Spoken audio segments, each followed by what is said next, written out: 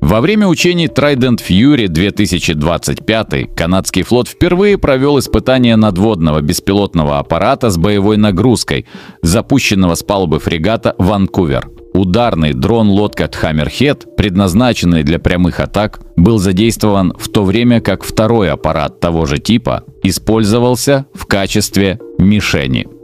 Эти беспилотные взрывные катера BSE были приобретены Канадой у британской компании в 2017 году. Концепция ударных беспилотных надводных аппаратов была доработана с учетом боевого опыта, полученного в ходе конфликта в Украине.